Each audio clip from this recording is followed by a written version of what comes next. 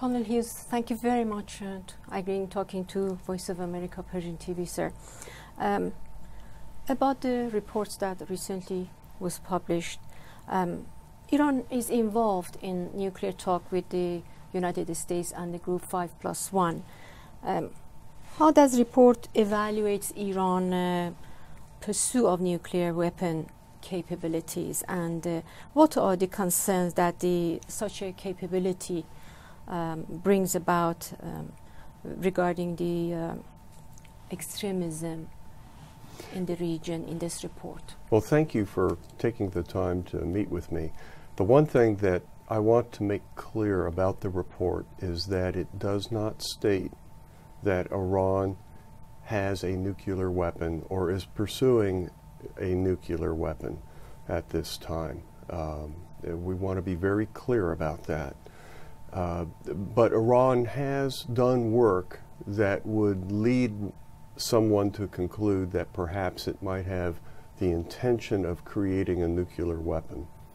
We have no evidence at all that that decision has been made yet.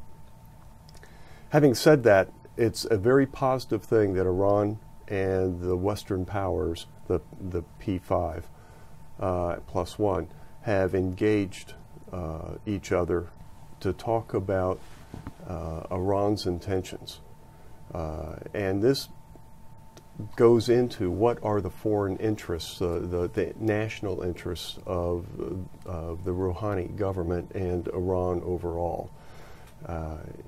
Nobody builds a nuclear weapon without having a purpose for it. Nobody pursues the capacity and capability of building a nuclear weapon unless they intend to do something like that. And the previous regime had not been transparent in its dealings with the Western world. And that's what has led to this situation that we're currently facing. Iran's openness, or a seeming openness now, to having outsiders feel more confident that Iran does not intend to produce a nuclear weapon is a very positive sign, not just for the region and the world, but also for Iran, because building a nuclear weapon is a very costly enterprise. And that's money that's not being spent on other things that the people of Iran do need. And as the economic sanctions have shown, that money being spent on centrifuges could have been spent on things like schools and hospitals and things of that nature. We are hopeful that this dialogue will continue and it will result in a positive outcome of mutual understanding and confidence for both sides. The idea of a nuclear weapon falling into the hands of a non-state terrorist organization is one that scares a lot of people around the world. Certainly it scares the United States. It's a drastic step for any country to do. To provide a terrorist a nuclear weapon basically means you are giving up control of that nuclear weapon to somebody who could make a decision that you won't like and use it against you, perhaps. States with nuclear weapons want to keep the nuclear weapon under tight control. I don't think that there is a terrorist organization in possession of a nuclear weapon today because of the need for security of these things by the states, and states just don't necessarily trust non-state actors. Yes. Iran asymmetric military capabilities, which has come pointed in the report, with regards to Persian Gulf and Hormuz Strait. Mm-hmm. What are the recommendations in this regard in the report? Well, we don't make specific recommendations about Iran because that wasn't the actual charter for the National Defense Panel. It was commenting on the ability of the United States to provide for its own national defense and the Quadrennial Defense Review. However, Iran has a difficult relationship, to put it mildly, with other states in the Gulf.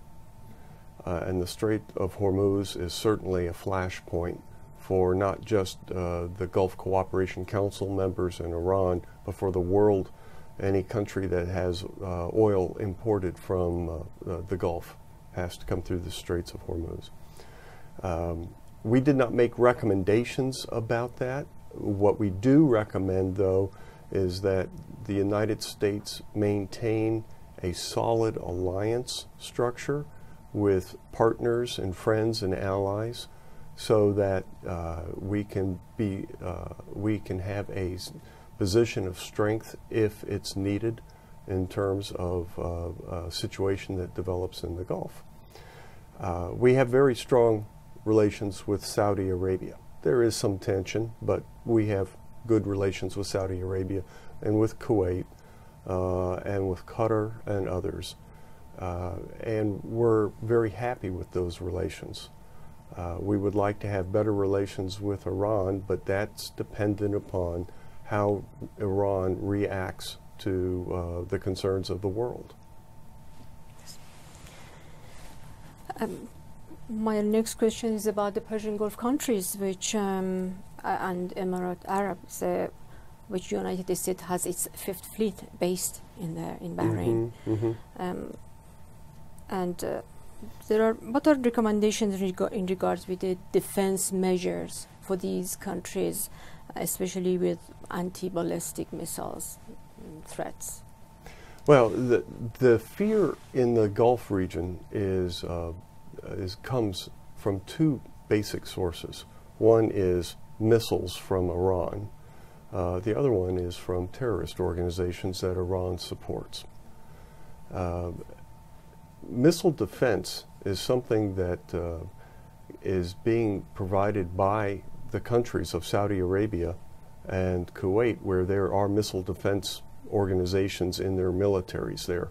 We also have some missile defense, low-level missile defense capabilities in other places there that are capable of taking out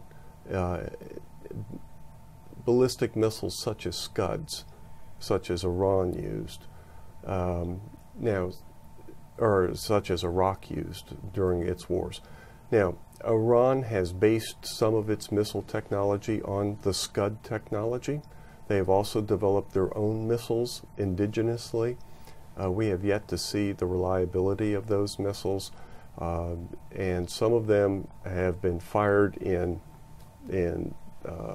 let's say, promotional videos by the previous regime in Tehran. But we're not confident that those missiles really are capable of doing what the previous regime claimed it could do. Nonetheless, the missile defenses that are currently there are capable of taking out the low-level threats. Of greater concern are the newer missiles that Iran developed over the past 8 years that could pose a threat to the Middle East and to parts of Europe. And it's because of that threat that there has been an intense effort underway by the previous American administration and the current administration to establish a ballistic missile defense system in the region. The ballistic missile defense that would be established now is based on Navy ships. Ships that can be posted out in the Mediterranean and move about so that they themselves don't become targets, but are in a position to intercept any ballistic missile fired from the territory of Iran. Development in the Middle East, recent development especially, are very liquid and they are evolving all the time. What should the United States' future military posture be in that area, and based on the report? Well, it depends upon which fluid example you're speaking of, whether it is Iraq or whether it is the persistent conflict between Israel and Hamas. The military posture needs to be one that emphasizes support for legitimate governments and sovereign allies, one that is enduring in terms of our ability to work with their militaries, but that has to be based on agreements between their government and the United States government. The U.S. military does not just move in and start to operate somewhere without an agreement between governments.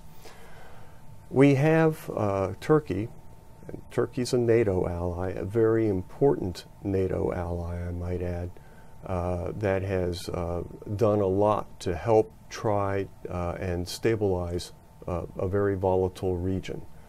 It's being challenged now for a variety of reasons, some domestically, but most of them externally, by the ongoing civil war in Syria, and now the invasion of Iraq by the terrorist group ISIS.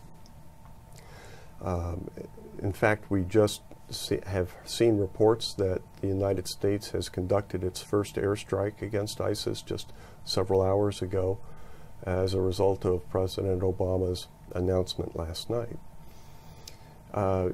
So the posture needs to be one of engagement. It needs to be one of support. It needs to be one of endurance, that we're there to help and we're not going to just pick up and go away at the first sign of trouble. So how important was this decision by the administration, United States administration? Because Mr. Obama's administration has been reluctant to get so-called United States yet in another war. So how important it is, and where do you see this develops? Well, that's a very excellent question. I thought that the decision was the right decision. The timing, I personally think, was slow. I think that this should have occurred quite some time ago. The humanitarian catastrophe on Mount Sinjar is one that just staggers my mind. So many innocent civilians being threatened with genocide for their religious belief, something that is not understood or accepted well here in America. Because here in America, we don't care what your religion is. We don't care what your ethnicity is. If you're here and you're an American, that's all that matters. You're an American. And so some Americans have difficulty understanding the motivations that lead to this humanitarian crisis in Sinjar. The invasion of Iraq and its inability to react to the invasion is a very sad situation. In 2011, President Obama withdrew the American military from Iraq. And since that time, Prime Minister Maliki's government has, I think, made some very serious mistakes in how they have managed to try and create their own security posture by removing competently trained leaders and replacing them with political allies who had never gone through training. He was weakening the ability of his military to respond to an invasion. The corruption that is endemic in his administration has lost a lot of money that could have been put to better use, providing for the needs of the Iraqi people and also procuring the systems necessary to defend the country. Much of what is going on in Iraq today can be placed at the feet of Nouri al-Maliki.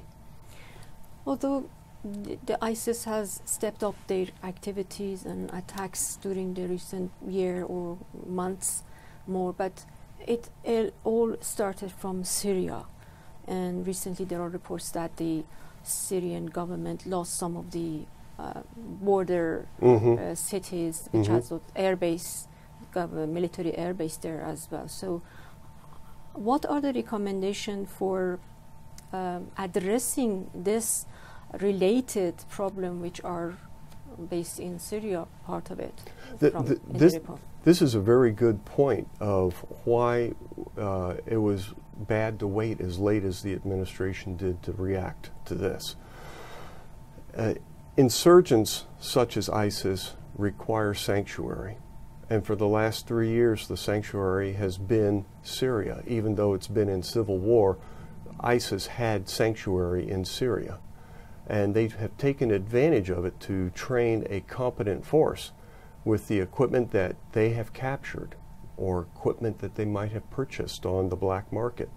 But ISIS is now a formidable force that needs to be dealt with.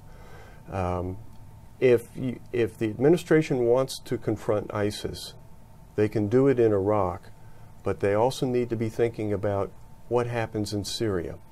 The American practice of terminating wars has never been a very good one since World War I, because we don't seem to think that far down the road as to what is next. What is it we're trying to achieve?